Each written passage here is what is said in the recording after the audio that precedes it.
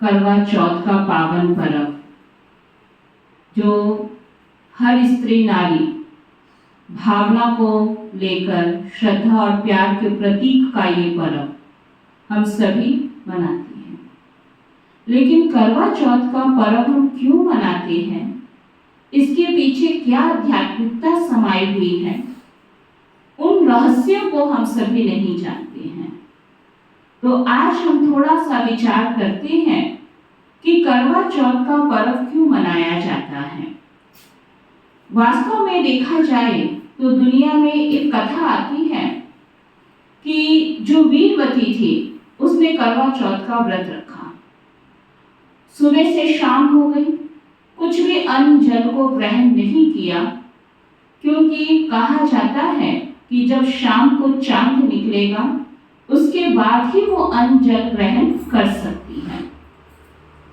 लेकिन शरीर का स्वास्थ्य ठीक ना होने के कारण कथा में सुनाया जाता है कि उसकी तबीयत खराब हुई और वो बेहोश हो गई।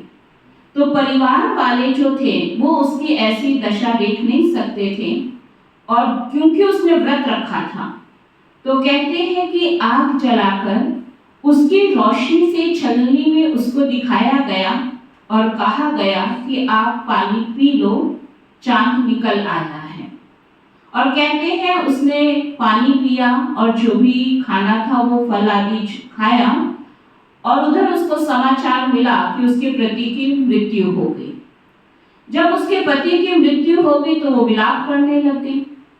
तो उसने ब्रह्मा जी को कहा कि मैंने पूरे मनोभाव से इस व्रत को किया, फिर मेरे साथ ऐसा क्यों हुआ? तो उसको बताया गया कि आपका व्रत पूरा नहीं हुआ और इस प्रकार से आपने पहले ही अपने व्रत को तोड़ दिया। अब ये कथा तो हम दुनिया में सुनते आए हैं, लेकिन इसके पीछे आध्यात्मिकता क्या है? करवा चौथ का व्रत हमें क्या संदेश देता है? करवा चौथ, करवा कहते हैं एक ज्ञान के कलश को, क्योंकि करवा चौथ पर हम कलश रखते हैं। वो कलश जो ज्ञान अमृत से संपन्नता की निशानी है। और चौथ अर्थात चौथा युग। इस संसार में सतयुग, त्रेता, द्वापर, कलयुग, जब 4 युग कंप्लीट हो जाते हैं तो परमात्मा नारी शक्ति के ऊपर ज्ञान अमृत का कलश रखते हैं और उसी का प्रतीक ये करवा चौथ का व्रत मनाया जाता है। व्रत अर्थात अपनी कमी कमजोरी को त्यागने का व्रत। जब मनुष्य के अंदर काम, क्रोध, लोभ, मोह, अहंकार जैसे विकार आ जाते हैं तो उन विकारों को त्यागने का दृढ़ संकल्प परमात्मा कराते हैं और उसी की जो दुनिया में हम मानते हैं कि हम स्थूल वृत्ति से भूखे अर्थात व्रत रखते हैं। फिर हम करवा चौथ वाले दिन क्या करते हैं? छलनी के माध्यम से हम देखते हैं चांद को। अब वास्तव में देखा जाए कि जो परम शक्ति परमात्मा है वो निराकार है, ज्योति स्वरूप है, जिसको हम इस देह रूपी चौड़ी से नहीं देख सकते हैं, लेकिन मन की आंखों से सूक्ष्मता का प्रतीक ये छलनी दिखाई गई है कि परमात्मा को अगर हम अनुभव करना चाहते हैं, उनके गुणों शक्तियों को महसूस करना चाहते हैं, तो देह अभिमान के साथ हम नहीं देख सकते हैं। इसलिए छलनी के माध्यम से, माना सूक्ष्मता से कि मन की आंखों से हम उस ईश्वर पिता को देख सकते हैं। करवा चौथ के दिन विशेष माताएं, बहनें, नारी शक्ति 16 श्रृंगार करती हैं। अब यहाँ पे केवल नारी की बात नहीं है। जब हम सभी आत्माएं दुखी, विकारी, पतित हो जाती हैं, तब परम शक्ति परमात्मा जो हम सब आत्माओं का सच्चा साजन है, और आत्मा क्या है? सजनी है। इसलिए चाहे स्त्री हो या पुरुष हो, लेकिन आत्मा स्त्रीलिंग है और परमात्मा परम पवित्र है, पुल्लिंग है। और इसीलिए आत्मा के लिए कहते हैं, आत्मा कहती है मेरी आत्मा, चाहे भाई है चाहे बहन है, लेकिन शब्द क्या बोलते हैं? मेरी आत्मा। तो वास्तव में हम सब आत्मा रूपी सजनियों की बात है, और परमात्मा जो हमारा सच्चा साजन है, पति परमेश्वर है, उस पति परमेश्वर की हम सब आत्मा रूपी सजनियां हैं। इसलिए करवा चौथ के दिन माताएं, बहनें खासकर 16 श्रृंगार करती हैं। अगर हम उन 16 श्रृंगारों का चिंतन करें तो सबसे पहले आती है सुहाग की निशानी, माथे पर बिंदिया। जो हम बिंदी लगाते हैं, ये बिंदी प्रतीक है आत्म स्मृति का। उसके बाद नाक में हम नथनी पहनते हैं। नथनी हमें ये स्मृति दिलाती है कि श्वासों श्वास हम उस परम शक्ति परमात्मा को याद करें। कानों के कुंडल जो हमें ये स्मृति दिलाती हैं कि परमात्मा ने ये जो कान दिए हैं, ये पर चिंतन की बातें सुनने के लिए नहीं दिए हैं, लेकिन ईश्वरीय ज्ञान को सुनने के लिए दिया है, जिससे ये कान पवित्र हो जाते हैं।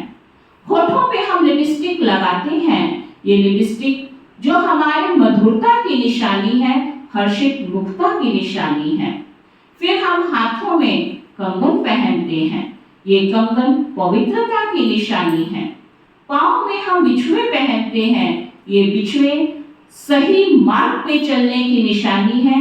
माना परमात्मा ने जो हमें श्रेष्ठ मार्ग बताया है, जिसको हम श्रीमत कहते हैं, उस श्रीमत पर अगर हम सदा चलते रहेंगे तो हमारे कदम भी श्रेष्ठ हो जाएंगे। पाँव में केवल बिछुए ही नहीं, लेकिन हम पायल भी पहनते हैं।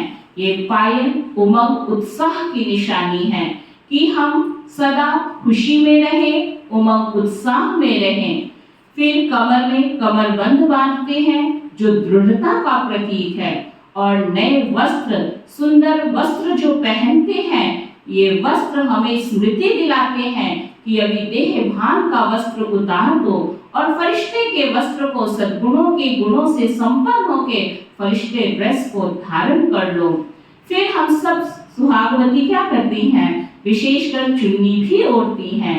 चुन्नी माना एक मेरा बाबा दूसरा ना कोई, उसको हम दिल से अपना लें, माना सदा मर्यादा की चुन्नी हमारे ऊपर रहे।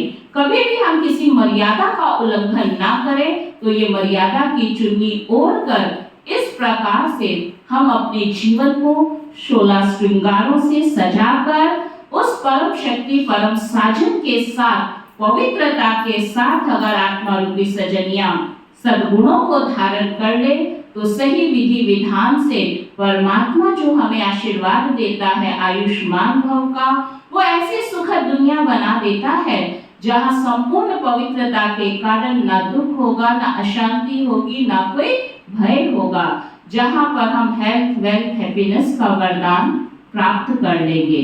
तो फिर से करवा चौथ के पावन पर्व की आप सबको ढेर सारी शुभकामनाएं, बधाई हो, बधाई हो, बधाई हो। ओम शांति।